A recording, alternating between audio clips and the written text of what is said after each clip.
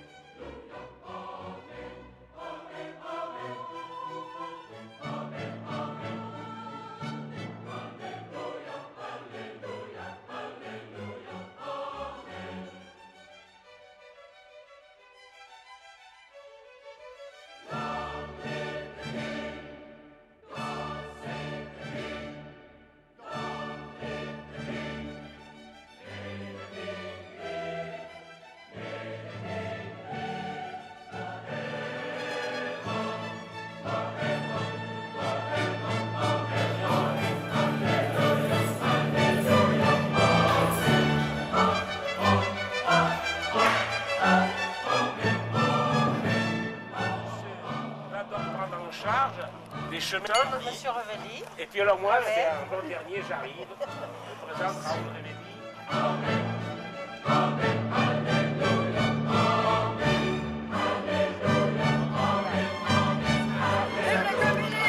Attendez, j'ai pas fini. Puis, il y aura va survenir un plateau de fromage.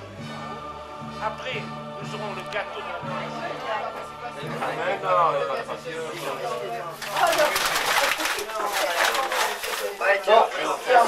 Le troisième, c'est lequel là-bas?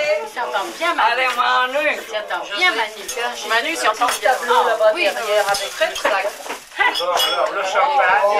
c'est l'olivier. Ça a marché.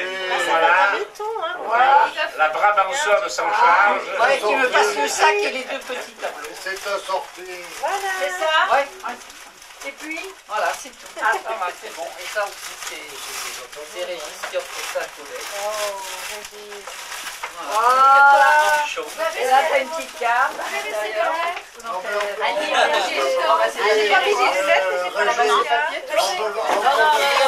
Des anniversaires. Ah non, voilà. Naturel. Très bien. Attends, je vais chercher la carte. Oui, allez. Parce que tout à l'heure, il va tout sortir de la bouteille. Régis, tu coupes le gâteau, il part. Tout bim. Ah voilà, ça y est. Là, il faut exploiter les compétences. Alors, combien on est là? Exploiter les compétences. Il dit qu'il sculpte avec ça. 5 cartes, facile ça. Hein, vous voyez? Ça fait 20. Mais il y en a des variantes 5 et encore, on ne fait pas. Tous les jours un peu plus, nous avons tout de même eu dans notre vie, et nous sommes en fin de vie maintenant pour la plupart, une conduite qui a toujours été transparente, droite et honnête. Moi j'ai commencé à travailler, mes amis, j'avais 16 ans et demi. Et je vous garantis que parce que je n'avais pas tué un rat dans un bureau, mon patron m'a foutu à la porte. Ça c'était vraiment pour former les hommes. C'était dur, je pleurais sur le trottoir, mais c'était comme ça. Et puis petit à petit, ma foi, on s'élève dans la...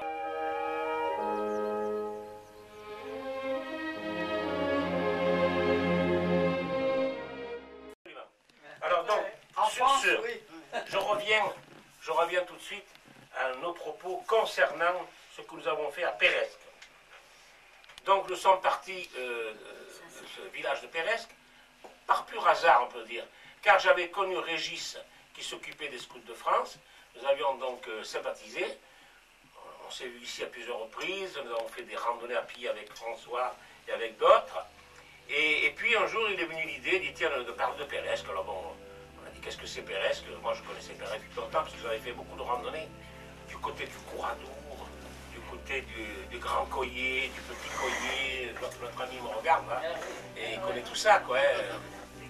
Et oui, c'est tout le coin, hein, et le Ruche aussi, et le Puy de Rente aussi. Alors donc, on apprend que le chemin qui reliait Péresque, village médiéval, où il ne restait que 15 habitants en 1955, et c'est parce que les Belges, nos amis belges, nos frères belges, l'ont repris en main, qu'ils ont pu le sauver, sinon il était perdu ce village. Et donc, ce chemin était entièrement abandonné, en très mauvais état. Moi, je l'avais fait il y a 35 ans. J'étais passé tout juste à l'époque déjà.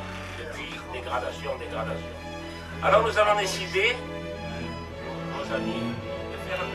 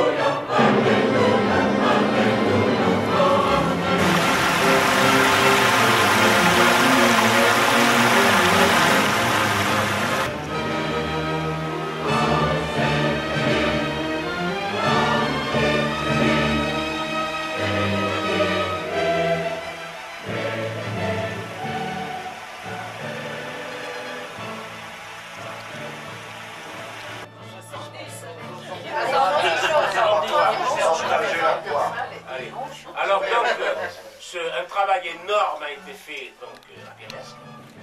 Le sentier sera ouvert, j'en suis certain, pour le mois de juin à peu près, entièrement.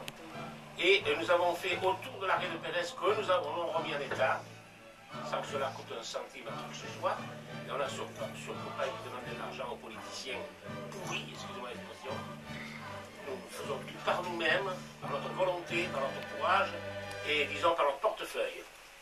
Et donc nous avons créé autour de Péresque 5 itinéraires pédestres pour les randonneurs qui vont donc, un, depuis l'arrêt de Péresque jusqu'au village de Méhaille et à la gare de Fuseret, donc de train à train. Un autre qui va à la Colle Saint-Michel, puis on redescend sur la gare de Thorame et on va prendre le train pour revenir. Ou alors on peut monter à la Colle Saint-Michel, prendre la D32, aller au village de Péresque et puis on reviendra dans le chemin.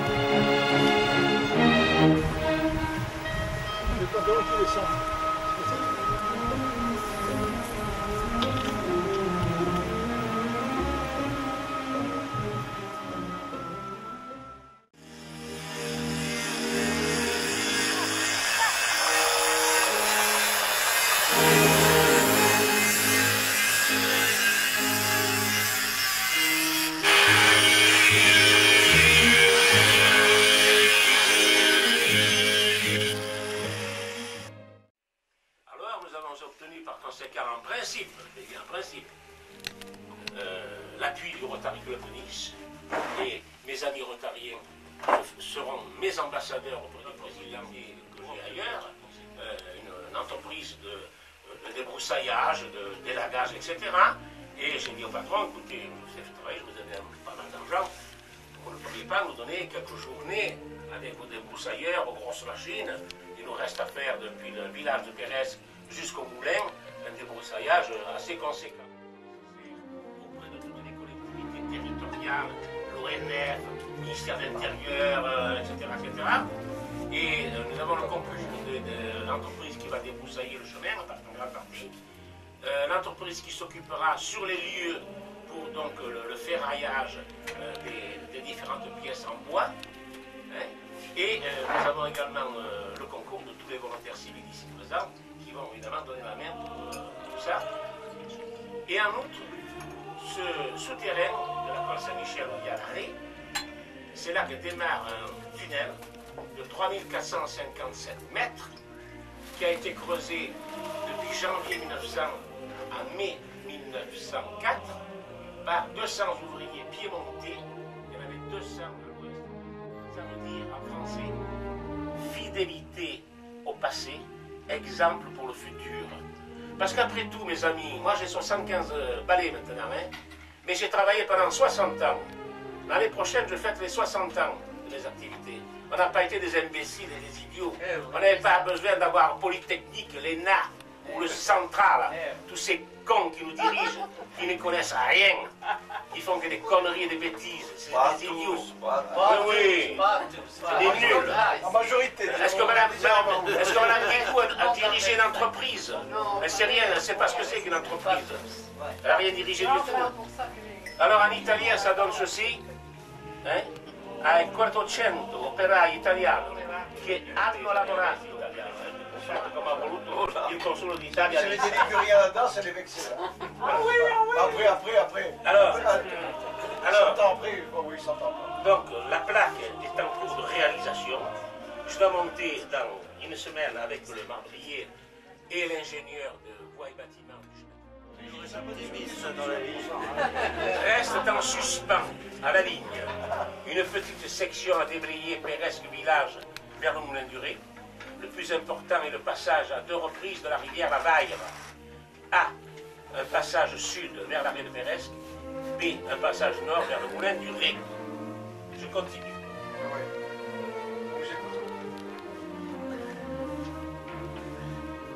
J'ai réussi à intéresser un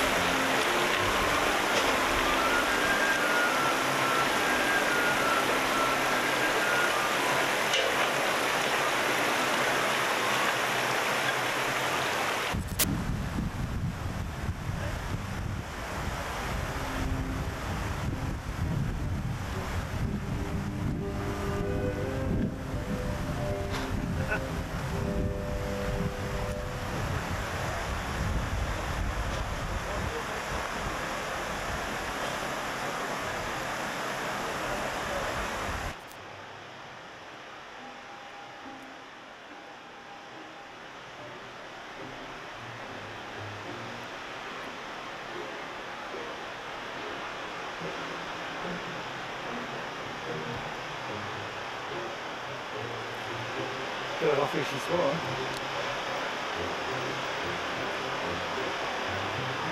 Je me verrais bien en dessous de la cascade.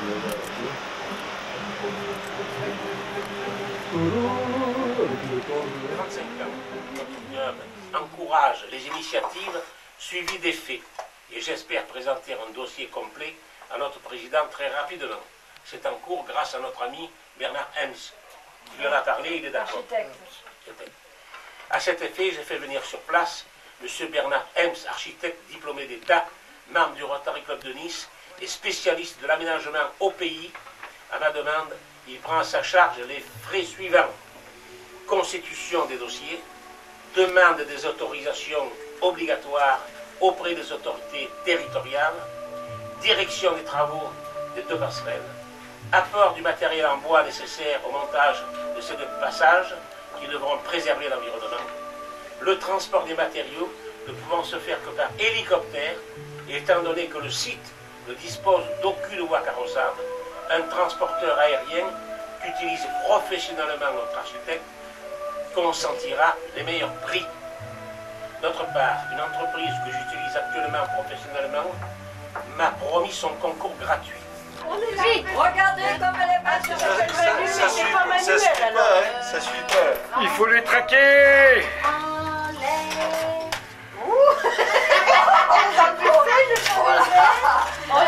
Qu'est-ce qu'il y a en l'air, ma grande? Maligny, on a mis des verres, là, je sais plus mettre les tasses. Non, les tasses, elles vont là. Bah oui, mais les verres, là. Ici, les grands verres.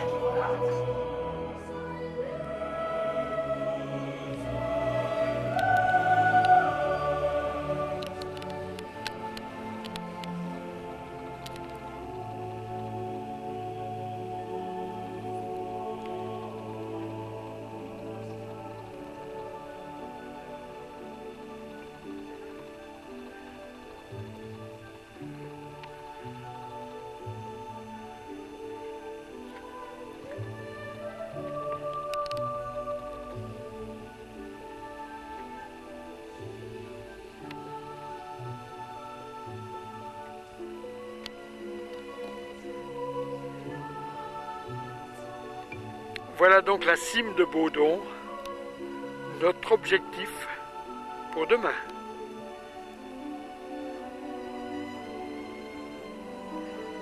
Alors un bref retour sur le fort de Montagel.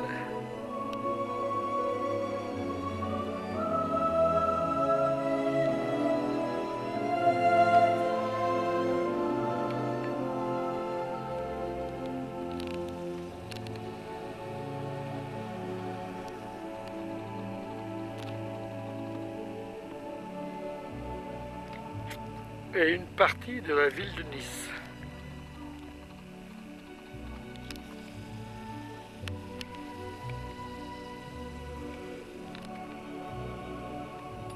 Nous sommes ici, sur le fort d'Aspremont. Une petite vue sur le trophée d'Auguste.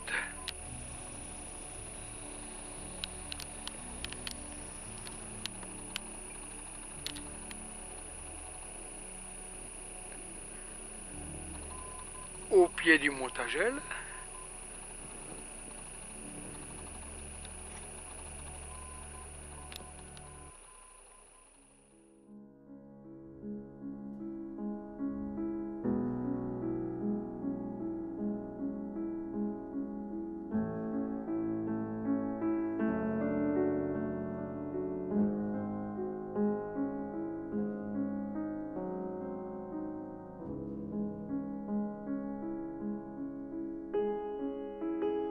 Bon ben, je remercie M. Révelli, M. Méo et tous les volontaires civils qui ont participé au montage de ces passerelles et de la réfection du sentier qui mène de la halte de Peyresque à Peyresque même.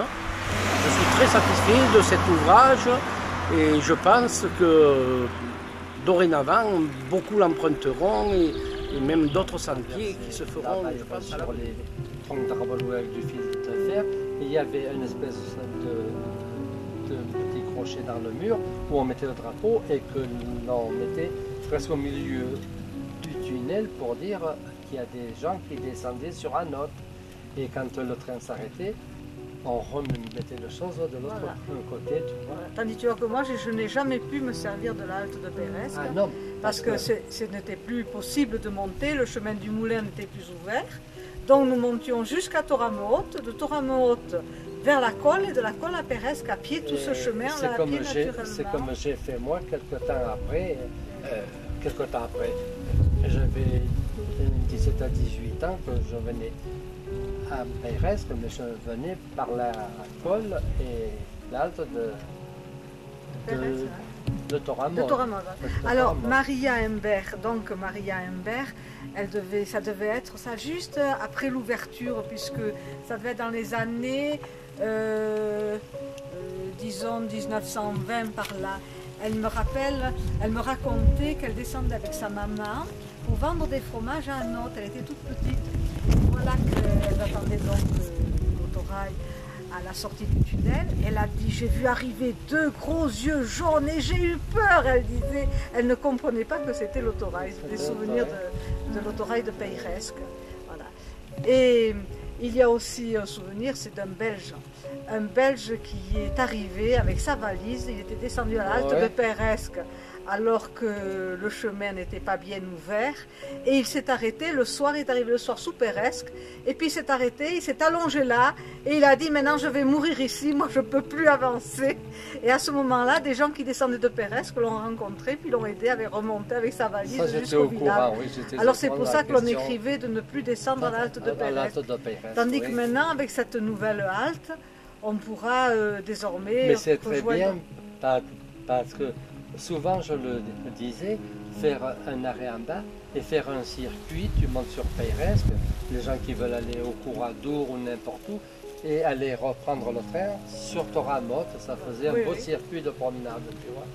Parce que finalement, ce train qui a été créé après la guerre de 14, il avait peu servi au Pérescan, puisqu'après le village, c'était amoindri, oui. Dépeuplé, presque abandonné. Et puis ensuite... Et il y a eu les Bagnols qui sont arrivés après. Après la guerre de 40, disons, on a vu arriver les descendants des Pérescans, les gens venus de la côte, et puis l'association belge pro-Péresque, avec aussi ensuite la fondation de Fabrice de Péresque. Et maintenant, tous ces gens-là pourront désormais descendre sur Anote, sur Thorame, sur Digne, et faire des circuits aussi bien pédestres, aussi bien tous ces jeunes. Je crois que c'est un projet fabuleux pour toute cette jeunesse. C'est bien, parce que moi, souvent j'y pensais, il y a cette halte en bas qui tombe en déconfiture, j'ai dit, si on arrivait à refaire un chemin pour un truc... de promenade par le fait, quoi. Et puis de Péresque, on peut descendre pique-niquer, puisque maintenant il y a des tables. On a installé des tables près des passerelles. Quand j'y suis allé, j'ai vu les Alors on peut descendre donc vers juste près du moulin. Ceux qui veulent marcher davantage iront plus loin, d'autres iront à la halte de Péresque. C'est très bien ça. Puis on peut faire même le circuit en prenant l'autorail en allant jusqu'à Thorame. Il paraît que c'est son père, comme il s'appelait Paul. Paul Blanc, son père. Ah ouais, Paul.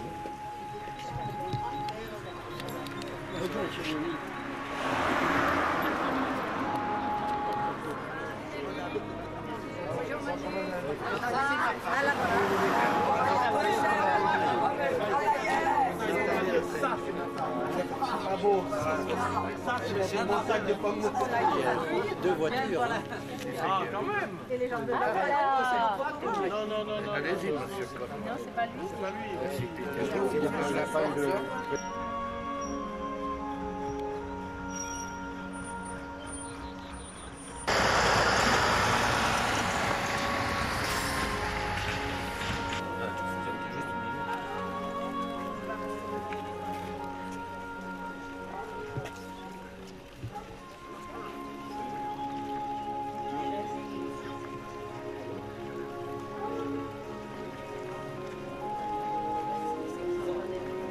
Je l'ai dit à ma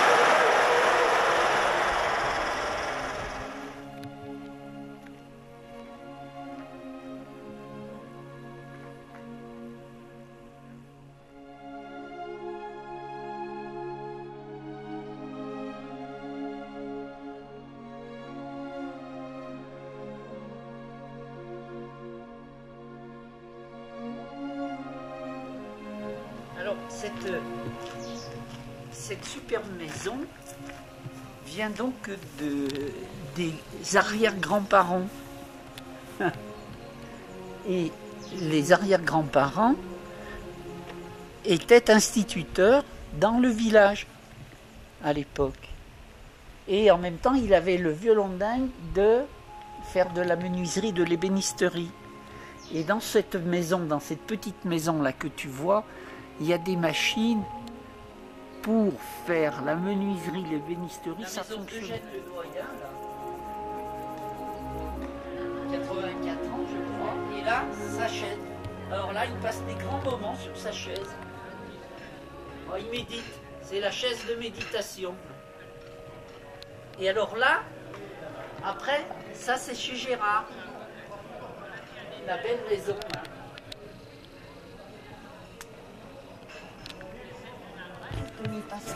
D'accord. J'ai un type extraordinaire. Il n'y avait que des gens extraordinaires. Il n'y avait que de ça aujourd'hui. Et qu'est-ce qu'il fait dans la vie? Mais il est retrouvé aussi. Comme moi. Il n'y en a pas encore, moi, dans une semaine. Que dans une semaine. Pas encore. Merci. Allez, on y va.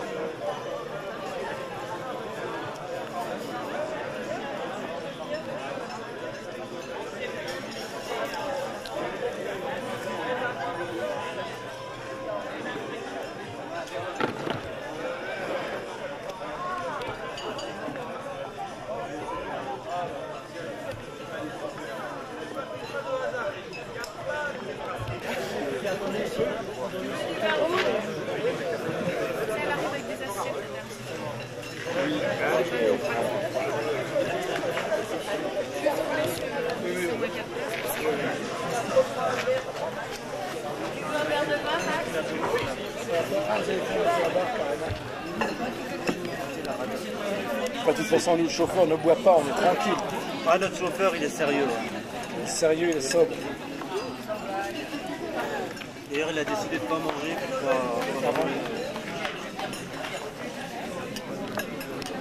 Alors, à quand les prochains ponts? Dédé? Tu as raison.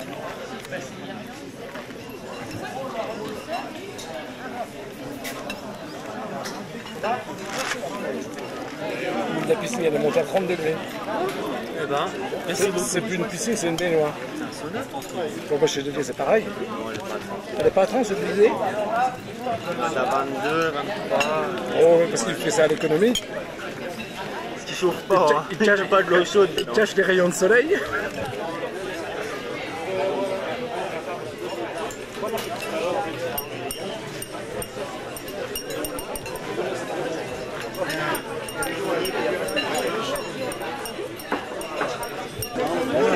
Sur le Chiran, là. Le Chiran, il faudrait bien aller au Chiran. Alors un jour on y est allé avec cette copine Floriane. On a vu un énorme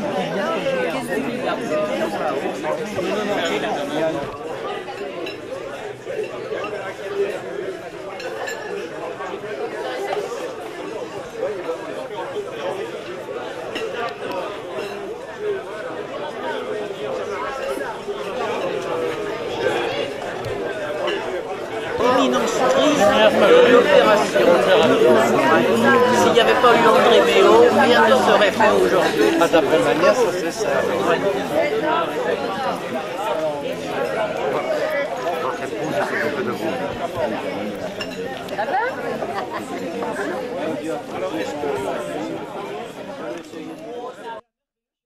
Mais aussi parce qu'il a fallu pour cela que Pérez suscite une fois encore un grand entrain, un fameux enthousiasme. Comme l'écrivait le philosophe américain Ralph Emerson, rien de grand n'a jamais pu être réalisé sans enthousiasme. Et il en a fallu, en effet, à Raoul Rebelli. Un applaudissement pour Raoul Rebelli. Monsieur qui est Raoul, et pour ceux qui ne le connaissent pas, le monsieur à la casquette grise. Il a fallu dans tout ça à Raoul Rebelli. Ils sont venus à pied.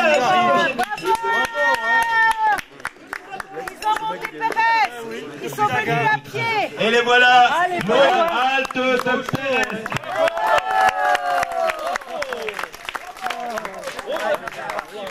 Et il ramène pour Madi une branche de genêt. Vive l'ONF et monsieur De Villers. Bonjour. Tu arrives avec des fleurs. Salut. Alors comment c'était? C'était sympa, il fait un peu chaud, mais bon, à chaque ombrage, on s'est arrêté. C'est pour ça qu'on a pris beaucoup de temps. Et puis, on a visité le Moulin du Ré, on a regardé les ouvrages. Félicitations à ceux qui ont entretenu le chemin. C'est vraiment une grande réussite. Notamment la contournation de l'éboulement. C'est quelque chose d'extraordinaire. Et les passerelles ont un design futuriste qui contraste un petit peu avec le cadre, c'est bien.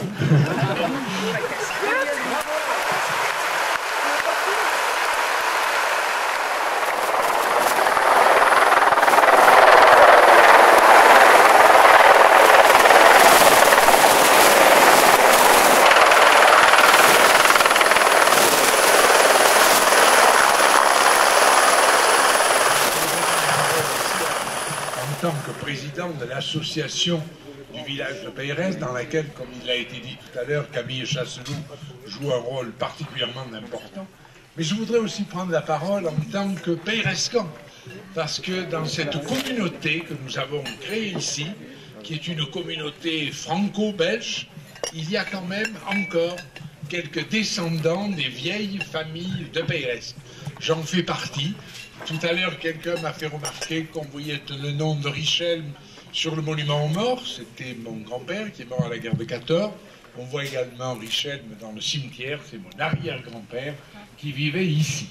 Je voudrais saluer tout particulièrement Madame Smet qui apporte depuis des années son concours à la rénovation de notre village.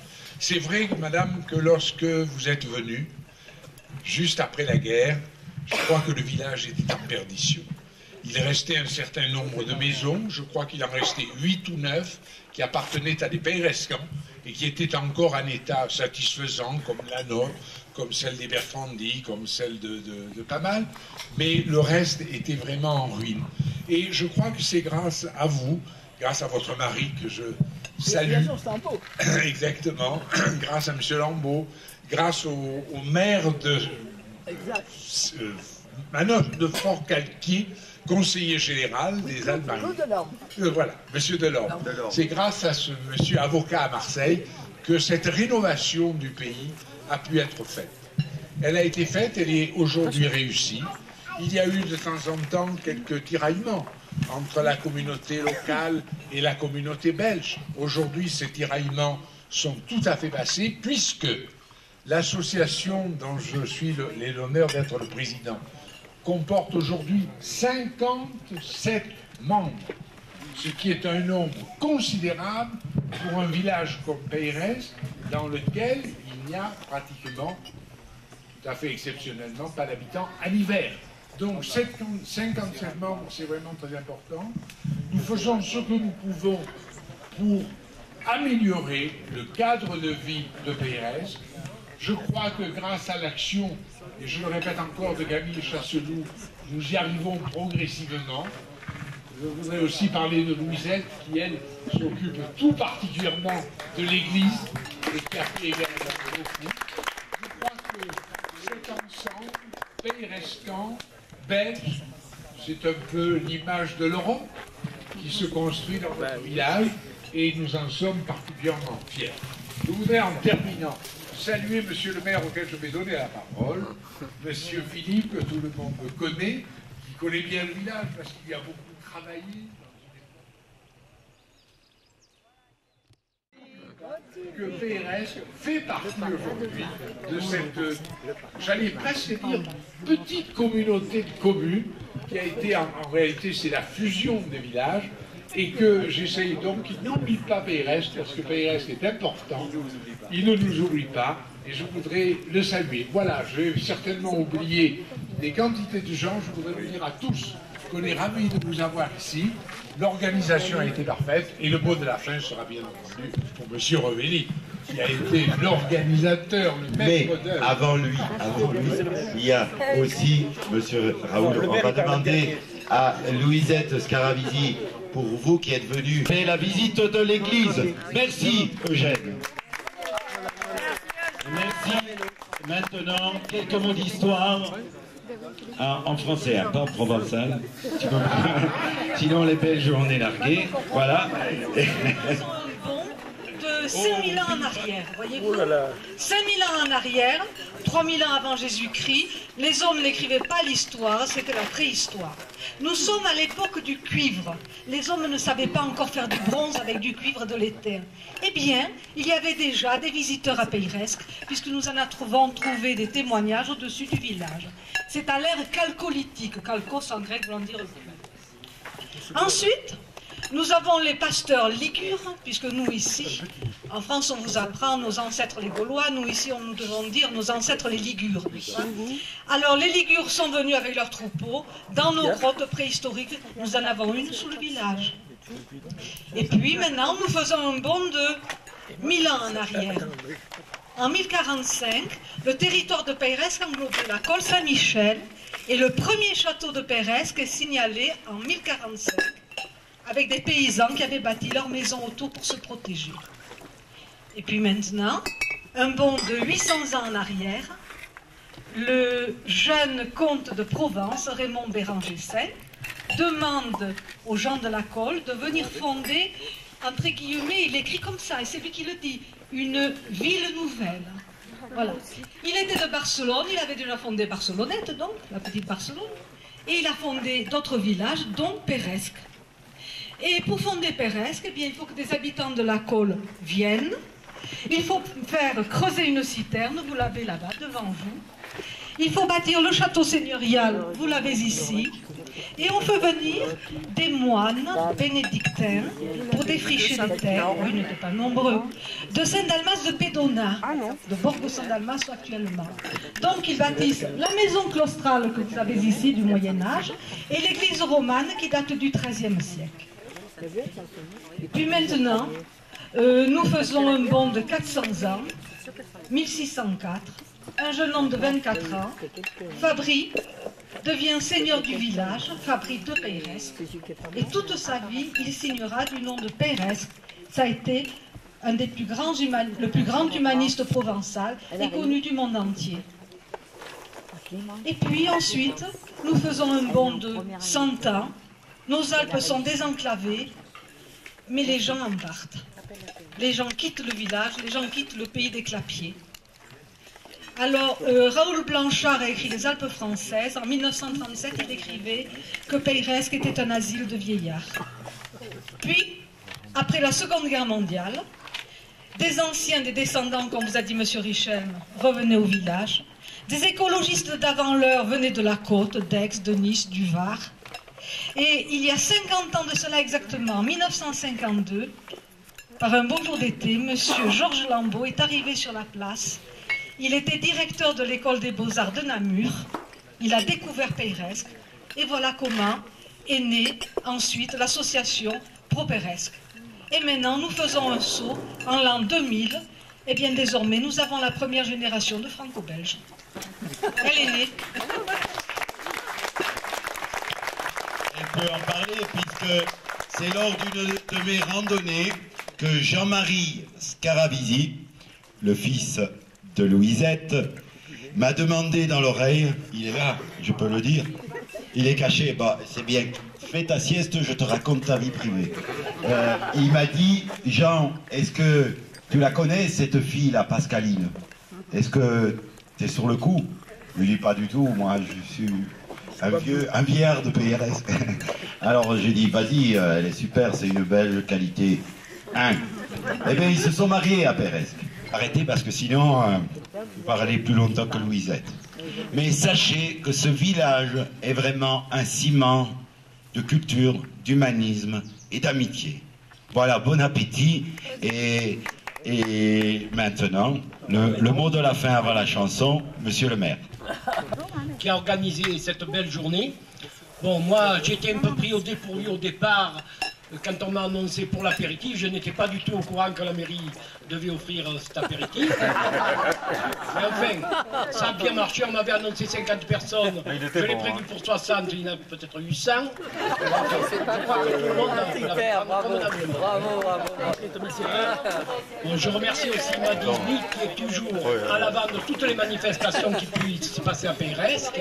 Et bien sûr à tous les organisateurs. À part ça, je ne vois pas grand-chose à vous dire. Hein. Je sais que le temps nous a bien servi, vraiment, cette manifestation. Hein. Bravo. Merci. Merci, monsieur le maire. Et Raoul, tu veux quand même nous dire un petit mot? Merci, mon cher ami. Je voudrais simplement vous dire au sujet de l'amitié de la France et de la Belgique qu'en août 1914, un fait historique d'une extrême importance a permis de sauver la France une première fois de l'invasion de l'armée allemande du Deuxième Reich, car il ne faut pas oublier que l'effort de Liège, sous le commandement du général belge Lehmann, ont résisté 7 jours et ont ainsi ralenti très fortement l'avancée allemande, ce qui a permis la mobilisation française et ce qui a permis la victoire de la Marne. Ça, c'était un fait qu'il fallait dire vis-à-vis de nos amis belges. Malheureusement, en mai 1940, les mêmes forts de Liège, qui avaient été renforcés sous le commandement donc, du roi des Belges, Léopold III, eh bien, n'ont pas pu tenir plus de 24 heures. Et la marée allemande, on n'a pas pu la retenir ni l'arrêter. Et ça a été donc la catastrophe de Sedan et l'invasion de toute l'Europe occidentale. Bien sûr, je viendrai avec plaisir parmi vous. Alors, vive Peyresque, vive la Belgique, vive la France et vive nous tous. Bravo!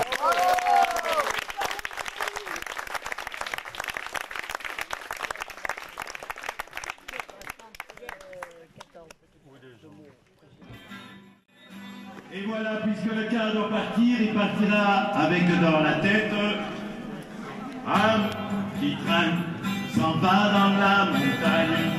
Un petit train s'en va le bon matin. Il revoit les prés et les montagnes. Plein d'entrain, ce petit train qui va de Nice à Ligne. Ce petit train s'appelle le train des Pignes. Il fallait, pour pas rester en reste, il fallait qu'il s'arrête à Peyresque. Nous, on pense chemin de fer de Haute-Provence.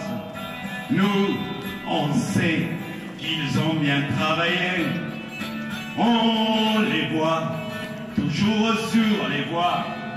Nous on dit, merci Monsieur Révéli. The blanks of the rooms have taken a strange color that's given to the wood by the sun, the snow and the wind. And so every house has through their little windows we hear just the sound that water that falls and the fountain. But you know, Nicholas, people didn't believe it. They were saying it's late.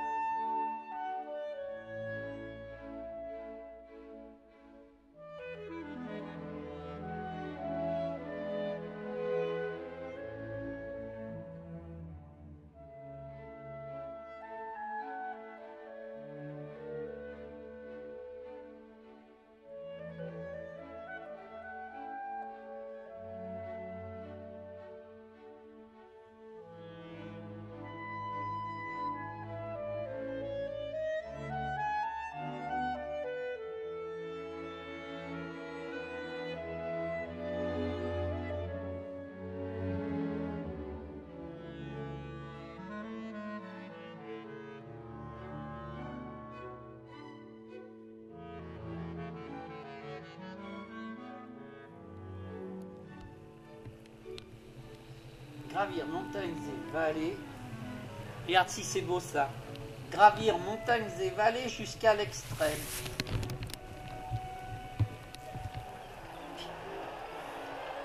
Alors là.